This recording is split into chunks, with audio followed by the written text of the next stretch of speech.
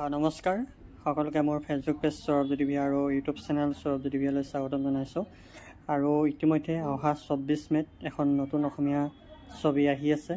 আশা কৰোঁ আপোনালোকে আদৰি ল'ব ছবিখন। আৰু সেই ছবিখন হৈছে প্ৰস্তুতি পৰাশৰ অভিনীত প্ৰতিশ্ৰুতি প্ৰমিছ। আৰু সেই ছবিখন ইতিমধ্যে শুভ মুক্তিৰ অপেক্ষাত অহা 24 মে'ত মুক্তি লাভ কৰিব।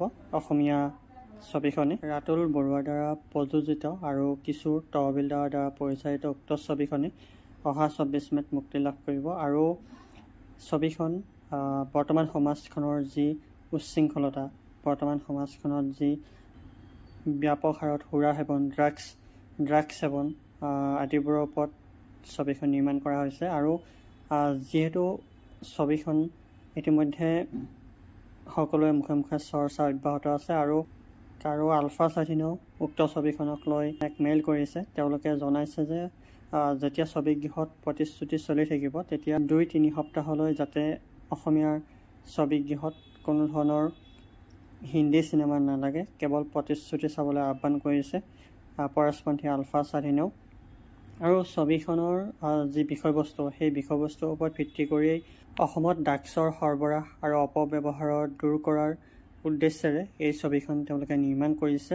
গতিকে নিচাজাতীয় সামগ্ৰীসমূহৰ পৰা আমাৰ কেনেকুৱা ধৰণৰ কি অপকাৰ হ'ব পাৰে বা এটা ফেমিলিত কেনেকুৱা ধৰণৰ কি পৰিস্থিতিৰ উদ্ভৱ হয়, সকলোবিলাক ছবিখনত দেখুৱাবলৈ তেওঁলোকে যত্ন কৰিছে। গতিকে অতি শীঘ্ৰে আপোনালোকৰ মাজলৈ আহি আছে অহা 24 মে'ত প্ৰতিশ্ৰুতি, আৰু সকলোৱে আদৰি ল'ব। আৰু যিহেতু প্ৰস্তুতি পৰাশৰৰ অভিনীত এখন ছবি, গতিকে ছবিখন নিশ্চয়কৈ সকলোৱে ভাল পাব। আৰু প্ৰস্তুতিবাৰ অভিনয় বুলি ক'লে সকলোৱে গমেই পায়, একদম মঞ্চ যিহেতু ফালি থৈ আহে, আৰু ঠিক তেনেকৈ প্ৰস্তুতিবাৰ যিসমূহ এতিয়ালৈকে ছবি আমি উপভোগ কৰিছোঁ সকলোবিলাকেই ৰাইজৰ বিপুল সমাদৰ লাভ কৰিছে। লগতে তেখেতৰ যি এই প্ৰতিশ্ৰুতি ৰাইজৰ মৰম বতলিবলৈ সক্ষম হ'ব। আৰু লগতে প্ৰতিশ্ৰুতিৰ যিসকল কলা কুশলী আছে, কৰ্মকৰ্তা আছে, সকলোবিলাকলৈ মোৰ ফালৰ পৰা বহুত বহুত ধন্যবাদ।